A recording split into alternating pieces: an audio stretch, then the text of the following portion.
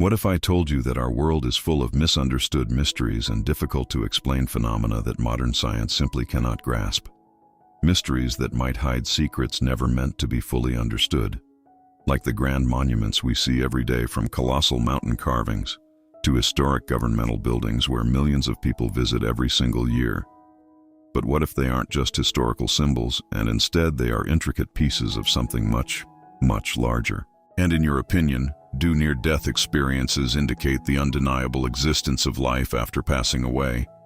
Or can they simply be explained as the final chemical reactions of a fading brain in its last moments? And if you have ever had any experience of almost passing on and wish to share it with us, please fill out the form in the description of this video, or send your story to the contact provided so we can tell your story completely anonymously.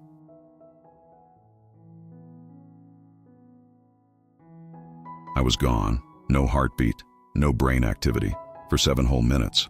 But what I experienced didn't feel like the end of existence. It felt more real than this.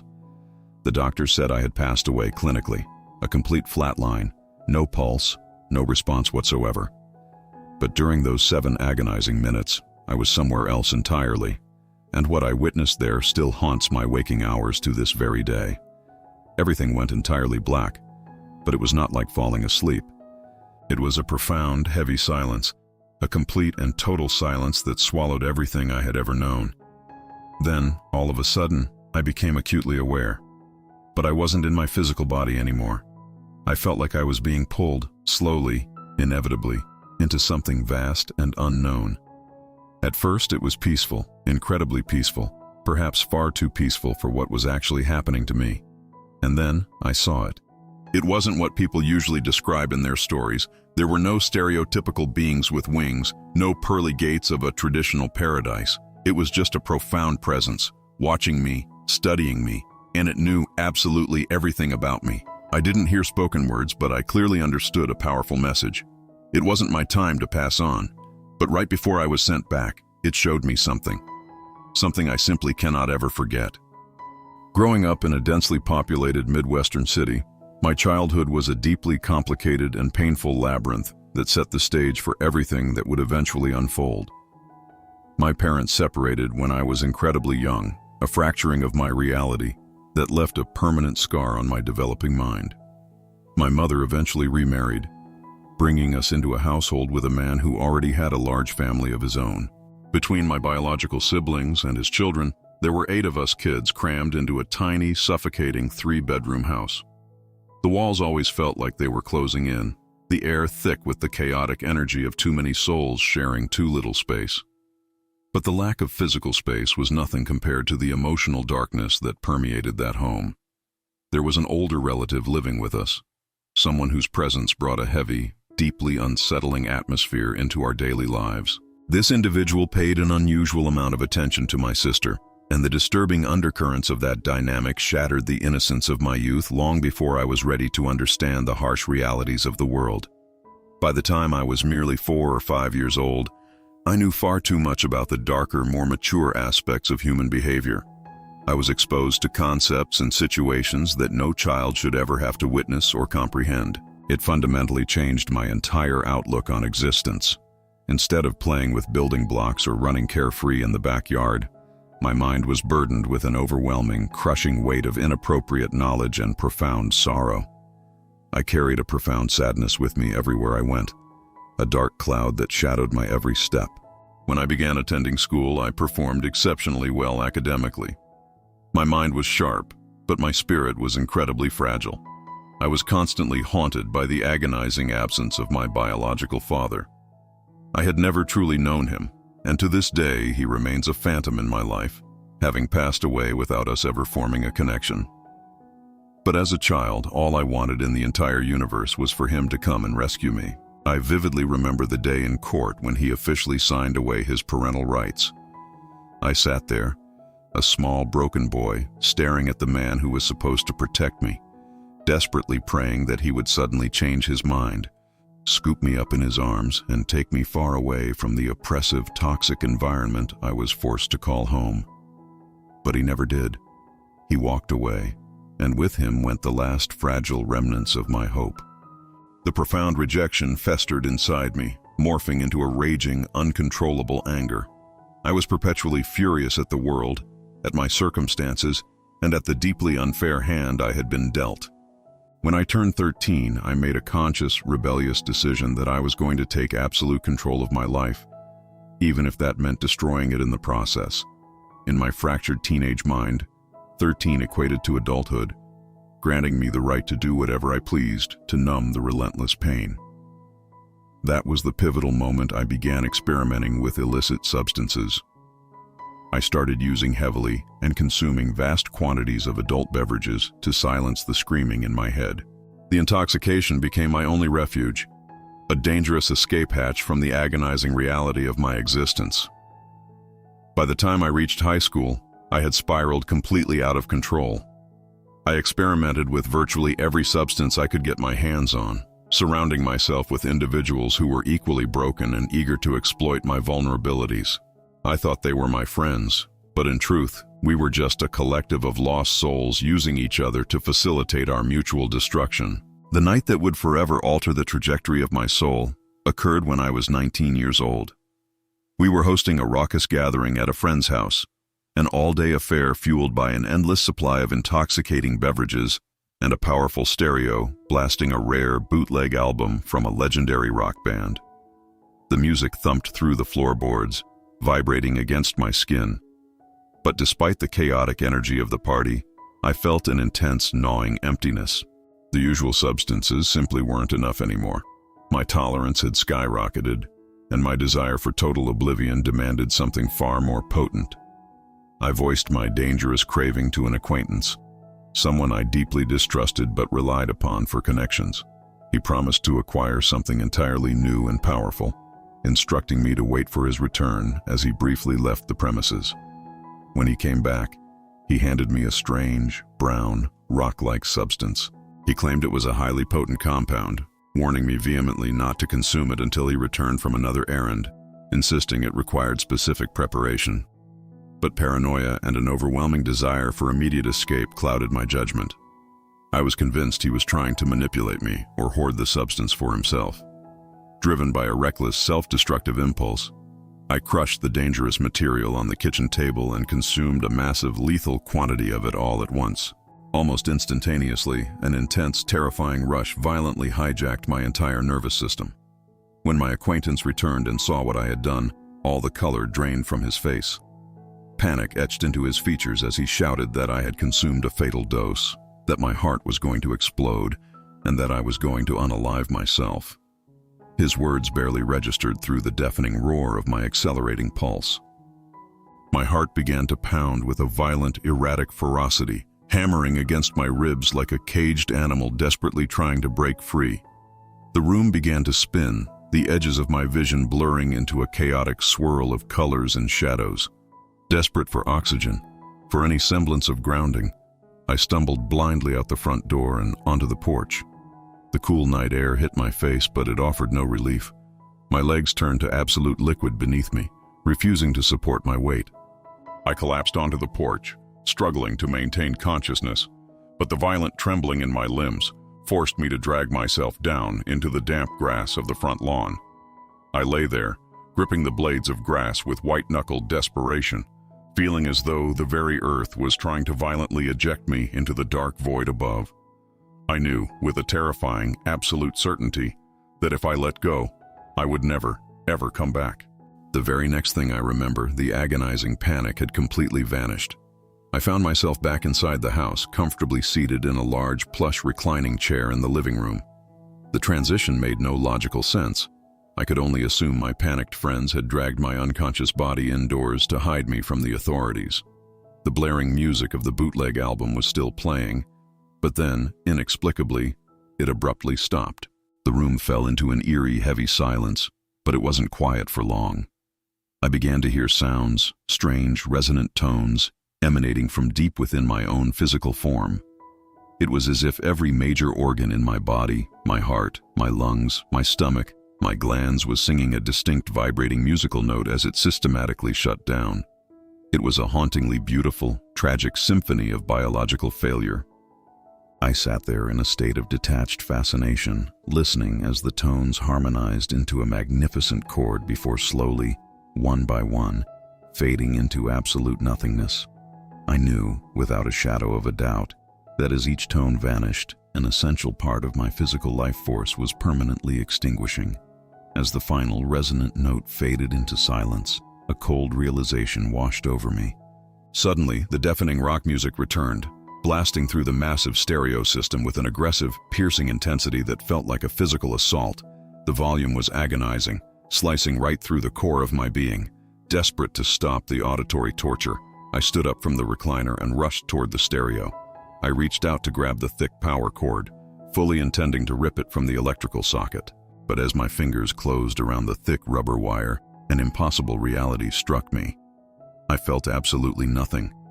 My hand passed completely through the cord, through the wall, through the very fabric of the physical world. A surge of absolute, paralyzing terror gripped me. I stumbled backward, my mind rejecting the impossible evidence before my eyes. Frantic, I bolted toward the front door, desperate to escape the suffocating confines of the house. I reached for the brass doorknob, but once again, my hand phased effortlessly through the solid metal. I was entirely untethered from the physical realm. I was a ghost trapped in a nightmare.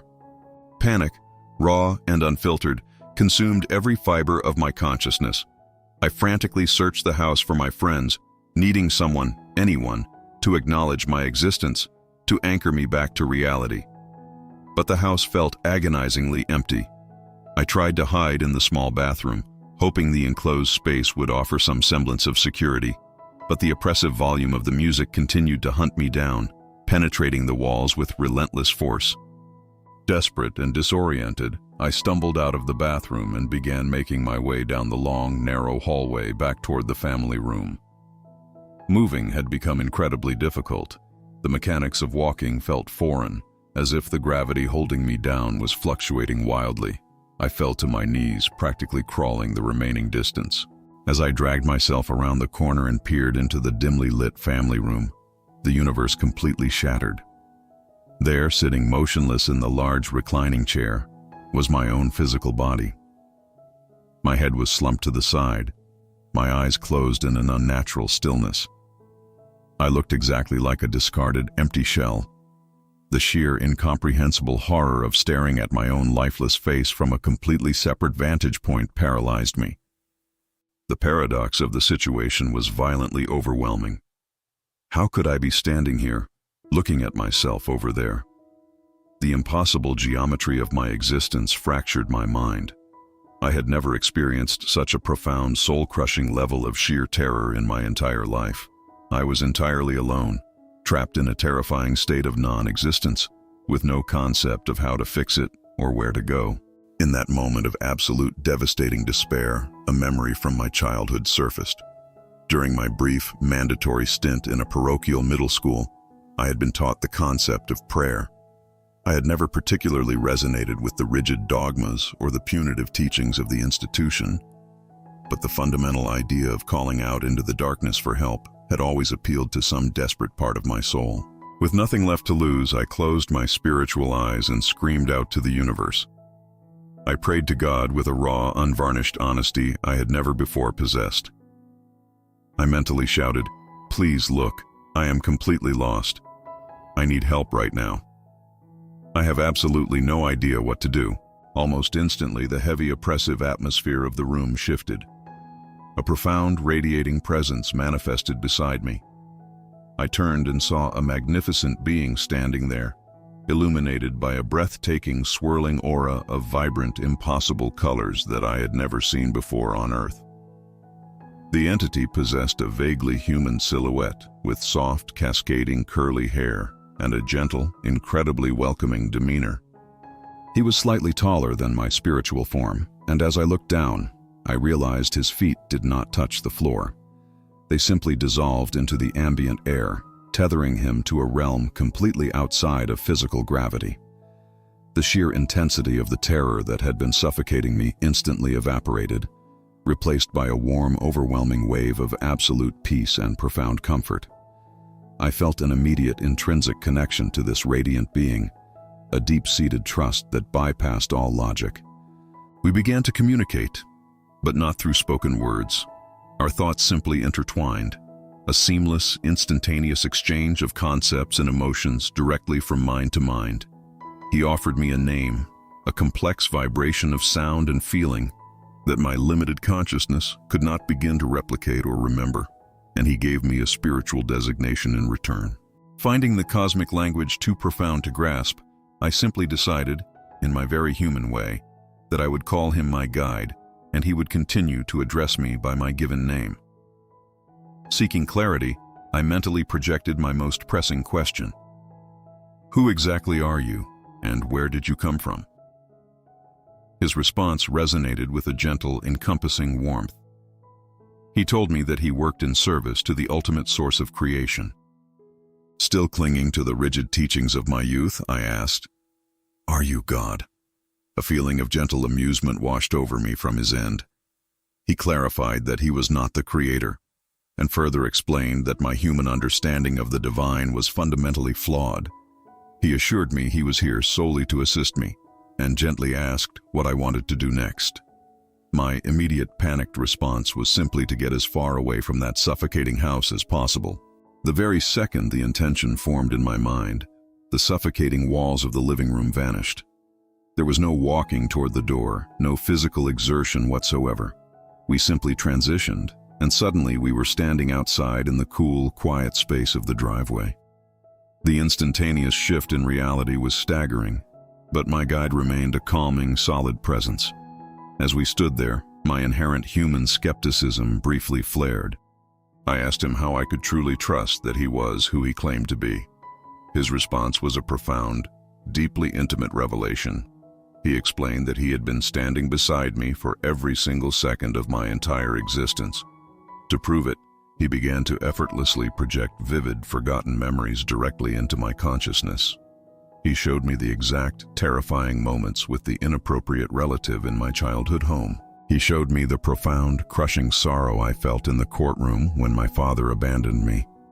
He brought forth a specific memory from when I was just 4 years old, a secret, deeply guarded moment when I would hide under my blankets in the dark, desperately praying to any force that would listen, begging to see the father I never knew. He knew every hidden trauma, every silent tear, every shameful secret I had ever buried. He proved with absolute, undeniable certainty that he knew the deepest, most vulnerable truth of my soul. In that moment, any lingering doubt completely disintegrated. I gave him my complete, unwavering trust. Sensing my absolute surrender, my guide asked me where I desired to go. The concept of having the entire universe at my fingertips was overwhelming. I vaguely thought of ancient mysteries, of the grand monuments that have baffled humanity for centuries. Before the thought could fully materialize, the quiet Midwestern driveway dissolved, and we were instantly transported across the globe. We were hovering high above the scorching sands of Egypt, looking down at the majestic, imposing structure of the Great Pyramids. But what I saw completely defied the linear constraints of time. I was perceiving the pyramids precisely as they stand in the modern world, weathered and ancient, while simultaneously seeing them exactly as they were in their absolute prime during antiquity, gleaming with smooth, pristine white casing stones and crowned with brilliant, radiant caps. The past and the present existed simultaneously, a layered, magnificent reality that my expanded consciousness could easily comprehend. Eager to explore this impossible freedom, I expressed a desire to see the entirety of the world.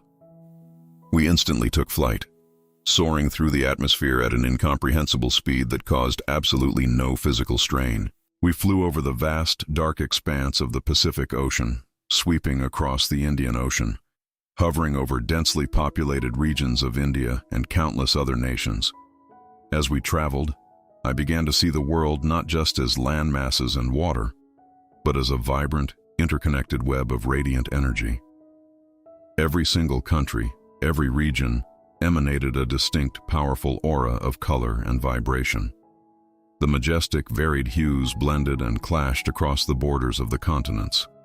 I asked my guide about the breathtaking display of colors, and he explained that I was witnessing the pure, raw energy of the planet itself, deeply influenced by the collective consciousness of the beings inhabiting those spaces. He revealed that grand structures like the pyramids were not mere tombs, but intricate, purposeful instruments designed to interact with and balance these massive planetary energies, and that numerous other unrecognized locations across the globe served a similar, vital function. As we approached the western coast of the United States, soaring high above California, the energetic signature shifted dramatically. The aura radiating from my homeland was remarkably different from the rest of the world.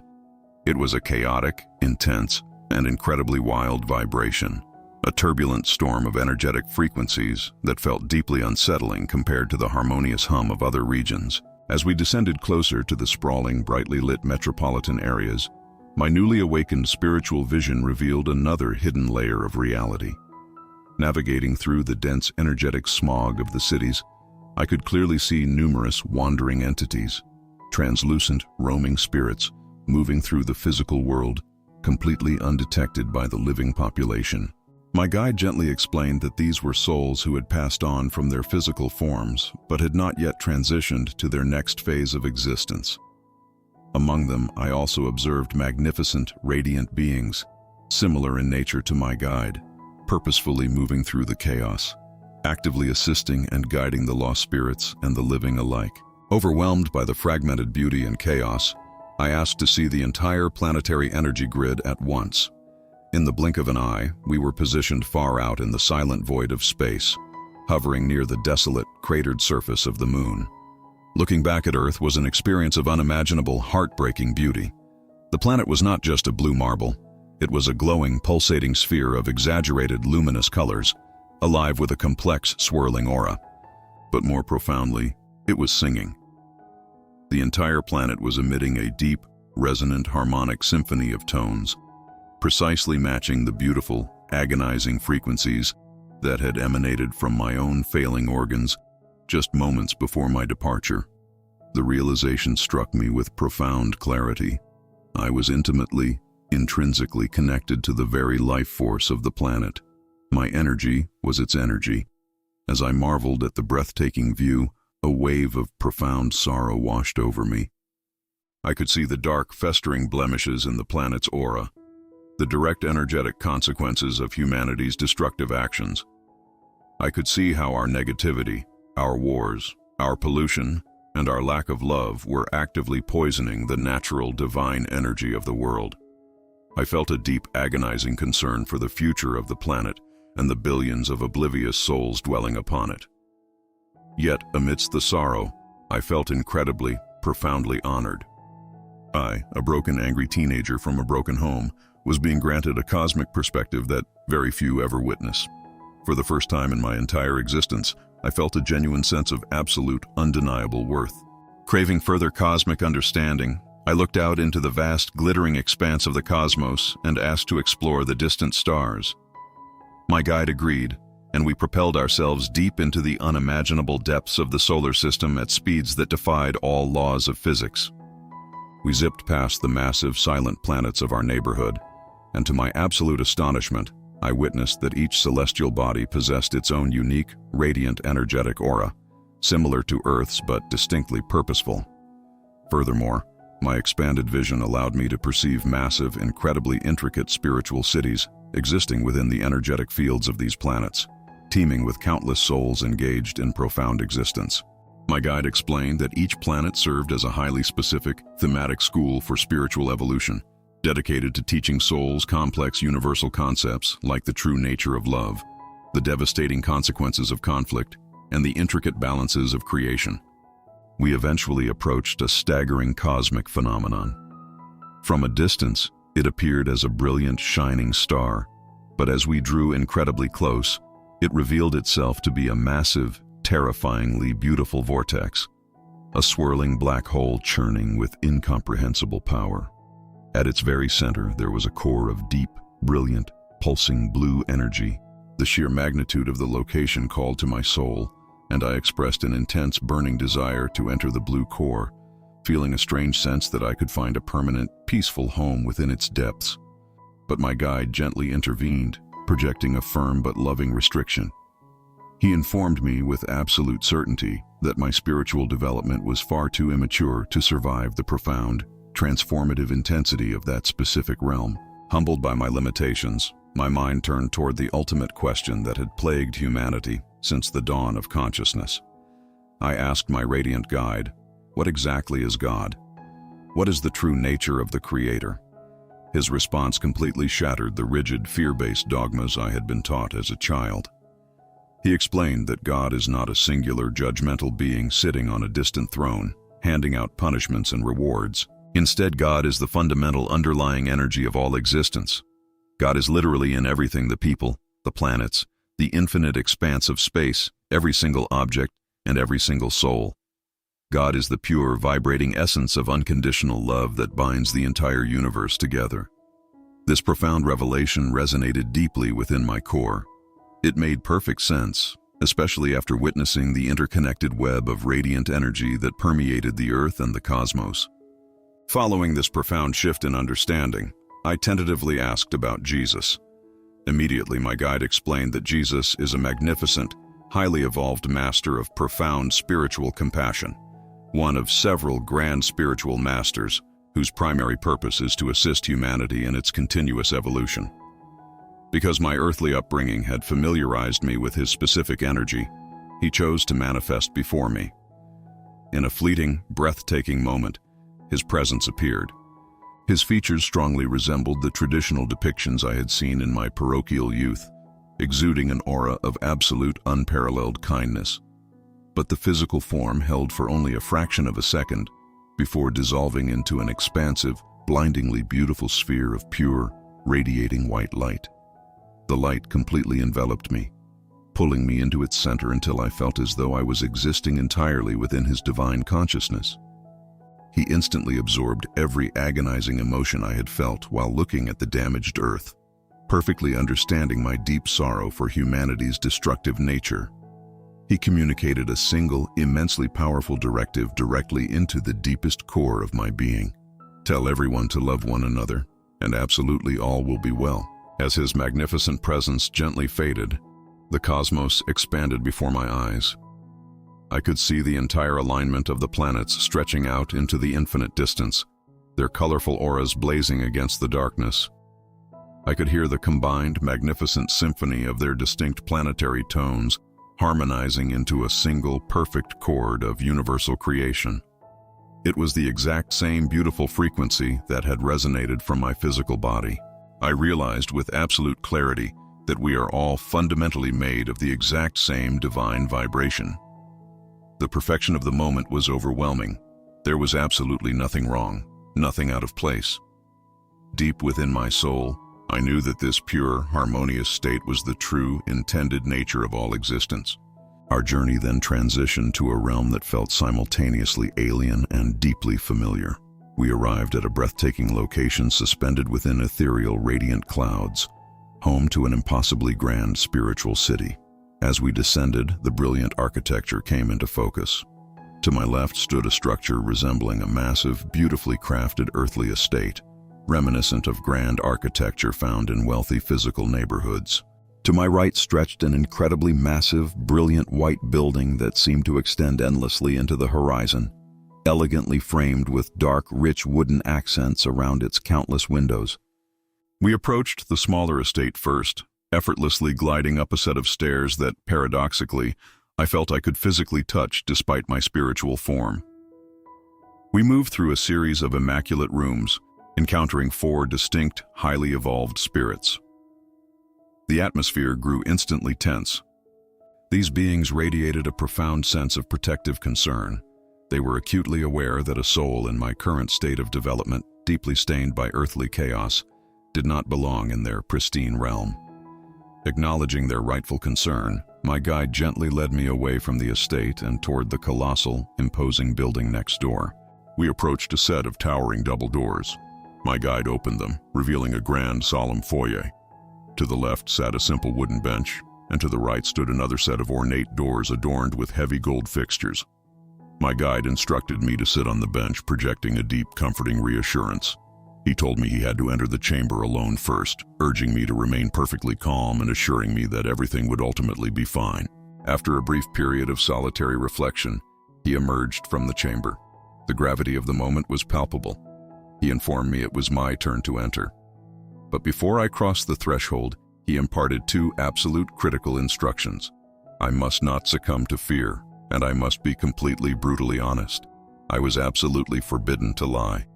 Taking a deep, non-physical breath, I entered the grand chamber. Inside, a council of highly advanced radiant beings sat in a circular arrangement. As I looked at them, a startling realization washed over me. I recognized one of them. A deep, ancient memory surfaced, confirming that this was not the first time my soul had stood in this very room. What followed was a profound, inescapable review of my entire existence. They did not judge me. Instead, they flawlessly projected the exact energetic consequences of my earthly actions directly into my consciousness. I didn't just see my life, I viscerally felt the exact emotions I had caused others to experience. They showed me the interactions with the inappropriate relative, the deep well of my teenage anger, the constant substance use, the relentless intoxication, the theft, the vandalism, and the countless moments I had intentionally caused pain to those around me. The weight of my destructive behavior was agonizing to experience from the perspective of my victims. When the excruciating review concluded, the council posed a single, devastatingly direct question. Based on everything I had just witnessed, did I believe my life had been primarily positive or primarily negative?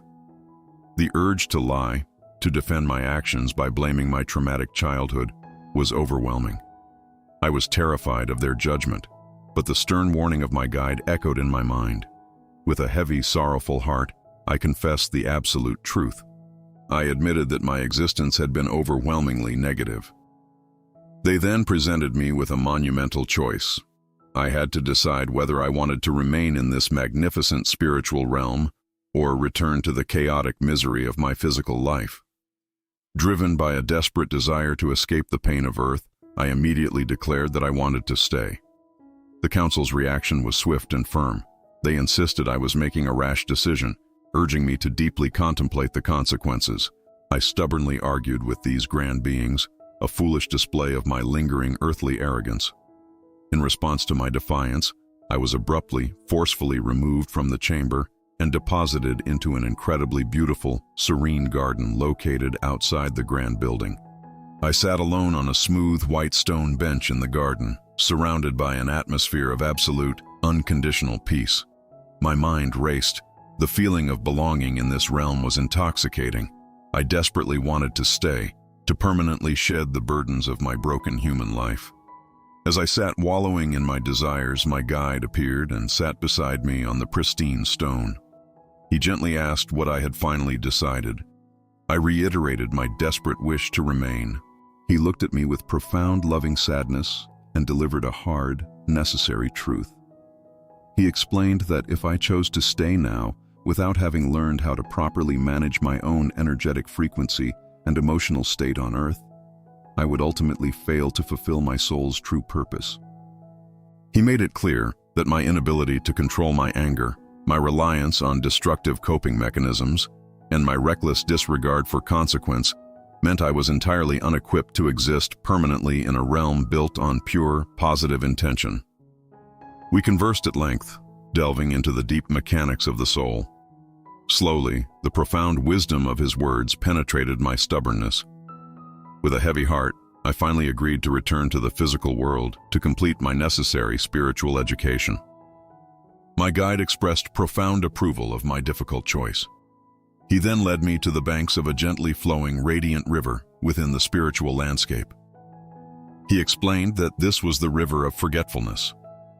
In order to return, I had to submerge myself in its waters, a process that would intentionally strip away specific, high-level cosmic knowledge that I was absolutely forbidden to share with humanity, ensuring I wouldn't disrupt the natural evolutionary path of the physical world. I waded into the luminous, energetic water, allowing its current to wash away the forbidden secrets, pulling me down through a hidden energetic passage at the riverbed that deposited me directly back into the vast emptiness of outer space.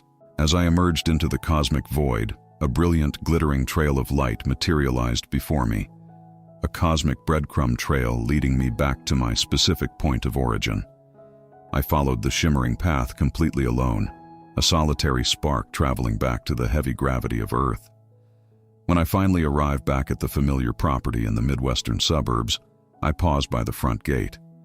The physical sun was just beginning to peek over the horizon, painting the sky in soft hues of pink and gold. Watching the sunrise from a spiritual perspective was an experience of unimaginable majesty. The pure, radiant energy of the dawn completely warmed and rejuvenated my tired soul. I phased effortlessly back through the walls of the house, returning to the family room where my lifeless physical shell remained exactly where I had left it, slumped awkwardly in the reclining chair. Standing over my own body, a final moment of intense hesitation gripped me. Did I truly want to subject myself to the crushing density, the pain, and the relentless struggles of human existence again? I had just experienced the absolute, boundless freedom of the cosmos. I could travel anywhere, be anything.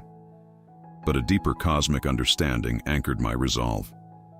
I knew that if a soul intentionally abandons its physical vessel before its assigned time, refusing to transition through the proper channels like the grand city I had visited, it risks becoming hopelessly lost in the energetic static of the lower realms, eventually losing its memory and identity entirely.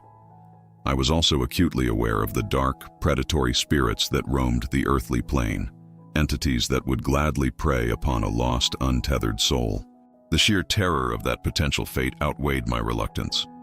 Taking a deep, metaphorical breath, I positioned my spiritual form directly over my physical body and gently laid down upon it. The sensation of re-entry was not peaceful. It was a violent, shocking jolt. I felt as though I was physically slammed, melting rapidly into the dense, heavy biology of my human form. The transition felt like a brutal, full-force slap across the face. Then suddenly, I felt the crushing weight of physical pain once again. Voices, blinding lights, absolute chaos surrounding me. I woke up, violently slamming back into my fragile physical form, gasping desperately for the very oxygen I had abandoned. The immediate aftermath was a blur of frantic sensory checks. I frantically wiggled my toes, blinked my heavy eyes, and flexed my stiff fingers, ensuring the biological machinery was functional. The heavy, sluggish reality of flesh and bone was agonizingly uncomfortable compared to the absolute freedom of the spirit. But beneath the physical discomfort, a massive wave of euphoric excitement surged through my mind. I remembered everything: the journey, the guide, the planets, the council, the overwhelming, unconditional love. It was all permanently burned into my consciousness. I scrambled to my feet, my body aching and unsteady, and rushed into the adjacent room where my acquaintances were strewn across the floor, slowly waking from their substance-induced stupors. I was vibrating with the need to share the miraculous truth I had just witnessed. I started frantically trying to explain the planets, the spiritual cities, the grand cosmic energy, but their reactions were immediate and utterly dismissive. They waved away my frantic words, cruelly laughing and insisting that I was simply experiencing the lingering hallucinations of a massive overdose, a consequence of the illicit substances I had consumed. They completely refused to validate the most profound, reality-shattering experience of my entire existence. Frustrated and deeply alienated, I left the house and walked home in the early morning light. When I arrived at my crowded, chaotic house, the deep sense of isolation only intensified.